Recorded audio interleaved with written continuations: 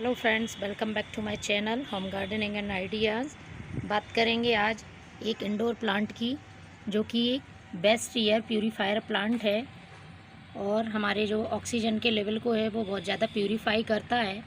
तो आप देख रहे होंगे और समझ भी गए होंगे, मैं बात कर रही हूँ डिफेनबेकिया प्लांट की, जिसे कि हम डमकेन भी बोलते हैं। ये बेहद खूबसूरत दिखने वाला इंडोर प्लांट है। यूँ तो आप इसे इंडोर आउटडोर कहीं भी रख सकते हैं, लेकिन थोड़ा आपको सनलाइट का ध्यान रखना पड़ेगा। इंडोर से मतलब ये नहीं है कि आप घर के किसी भी अंधेरे कोने में इसको रख दें तो ये चलता रहेगा, उस समय ये प्लांट ख़राब हो जाएगा। आप इसको थोड़ी सी जहाँ पर सनलाइट आती हो उस विंडो में, उस बालकनी में रखें। प्लांट बहुत अच्छी तरह से ग्रोथ करता है। तो ये पूरी तरह से इंडोर प्लांट नहीं है, आप इसे अंधेरे में नहीं रख सकते हैं। रही बात आउटडोर की, तो आउटडोर में भी आप ऐसी जगह रखें जहाँ पर सेमी शेड हो, थोड़े बहुत घंटे की वहाँ पर धूप आती हो, ज़्यादा धूप नहीं आती हो, क्योंकि ज़्यादा धूप से इसके पत्ते जो हैं वो जलने लगते हैं। इसका जो प्रचलित नाम है, जो हम लोग आमतौर पर आम बोलचाल में बोलते हैं, वो डमकेन है। वो डमकेन इसलिए बोलते हैं क्योंकि इसमें ये जो प्लांट है वो थोड़ा टॉक्सिक होता है और उसमें इस तरह का सैक पाया जाता है, जो कि इस प्लांट के लिए तो बेनिफिशियल है, लेकिन जो हम लोगों के लिए या जानवरों के लिए, बच्चों के लिए टॉक्सिक होता है। और यदि वो मुंह में चला जाए गलती से, तो थोड़ी देर के लिए हमारी जो आवाज़ है वो बंद हो जाती है। इसलिए शायद इसे डमकेन प्लांट बोलते हैं। तो आप अपने घर में लगाएं तो इस बात का ध्यान रखें कि ये बच्चों और जो भी आपके पेट्स हैं उनसे थोड़ा सा दूर रहे ये प्लांट। तो सॉइल के लिए आपको इसको वेल ड्रेन्ड सॉइल रखना है। आप इसमें बालू रेत जो रिवर सैंड होती है वो मिट्टी में, गार्डन सॉइल में आप तकरीबन 30% बालू सैंड और बाकी का गार्डन सॉइल और जो आपका वर्मी कंपोस्ट होता है वो मिला के आप सॉइल मीडिया तैयार कर लीजिए। आसानी से लगता है। इसकी ये जो स्टेम है, इसका प्रोपगेशन भी बहुत आसानी से हो जाता है। ये इसका जो मोटा स्टेम है और इसके स्टेम में ये रिंग जैसा स्ट्रक्चर दिख रहा है, यहीं से ये प्रोपगेट होता है। तो आपको इस स्टेम को कट करके और मिट्टी में लगा देना है, तो ये आसानी से तैयार हो जाता है।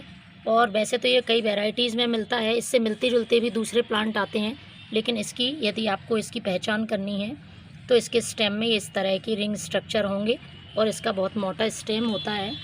तो आप आसानी से पहचान सकते हैं कि ये डमकेन का प्लांट है। इसका स्टेम है, इसी में से यहीं के यहीं पर इसमें निकल रहे हैं। मेरे प्लांट में स्नेल हैं, इसलिए स्नेल ने पत्तियों को कट कर दिया है। बात करेंगे इसकी सनलाइट की, तो सनलाइट मैंने आपको पहले ही बता दिया है, सेमी शेड में रखें। यदि आउटडोर रखते हैं, इंडोर रखते हैं, तो थोड़ी सी उसमें धूप आती रहे, छन छन कर धूप आए, विंडो में से, बालकनी में से आप रख सकते हैं।